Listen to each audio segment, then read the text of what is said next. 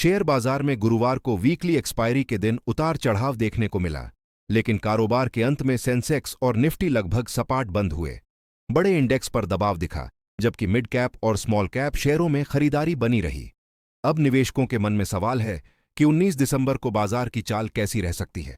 आइए जानते हैं बाजार का पूरा हाल और एक्सपर्ट्स की राय। गुरुवार के कारोबार में सेंसेक्स 78 अंक गिरकर 84,482 के स्तर पर बंद हुआ। निफ्टी बिना किसी बड़े बदलाव के 25,816 पर बंद हुआ, जबकि बैंक निफ्टी 14 अंक गिरकर 58,913 पर बंद हुआ। सेंसेक्स के 30 में से 16 शेयरों में बिकवाली देखने को मिली। वहीं निफ्टी के 50 में से 24 शेयर लाल निशान में बंद हुए।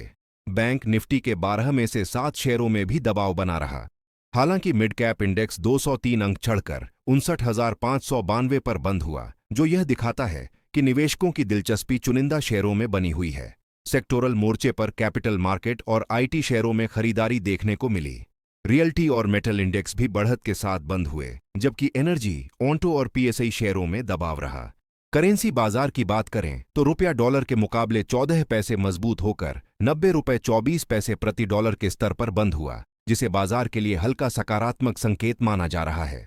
आगे की चाल पर नजर डालें तो जियोजित इन्वेस्टमेंट्स लिमिटेड के चीफ मार्केट स्ट्रैटेजिस्ट आनंद जेम्स का कहना है कि निफ्टी हफ्ते के ऊपरी स्तर से 1% से ज्यादा गिर चुका है और पिछले शुक्रवार के निचले स्तर के करीब आ गया है।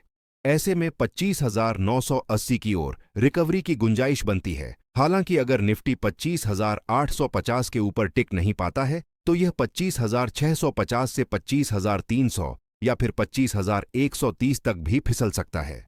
वहीं जियोजित इन्वेस्टमेंट्स के वीके विजय कुमार का कहना है कि अमेरिका में आर्टिफिशियल इंटेलिजेंस से जुड़े शेयरों में कमजोरी का ट्रेंड तेज हो रहा है और यह 2026 की शुरुआत तक जारी रह सकता है। इसका फायदा भारत जैसे नौन्यायी बाजारों को मिल सकता है। उन्होंने यह भी बताया कि विदेशी संस्थागत निवेशकों की खरीदारी के बावजूद बाजार में गिरावट दिखी, जिससे संकेत मिलता है कि शॉर्ट टर्म में एफआईआई रैली पर बिकवाली की रणनीति अपना सकते हैं। इसके अलावा जापान के सेंट्रल बैंक की संभावित सख्त नीति और ब्याज दर बढ़ाने की आशंका भी बाजार की चिंता बढ़ा रही है। कुल मिलाकर शेयर बाजार इस समय कंसोलिडेशन के द्वार में नजर आ रहा है। शॉर्ट टर्म में उतार चढ़ाव बना रह सकता है, लेकिन एक्सपर्ट्स की सलाह है कि निवेशक बाजार की कमजोरी को मौके के तौर पर देखें और अच्छी क्वालिटी, मजबूत फंडामेंटल और सही वैल्यूएशन वाले शेयरों पर फोकस करें। अब सभी की नजरें 19 दिसंबर के कारोबार पर टिकी होंगी, जहां से बाजार को अगली दिशा मिल सकती है।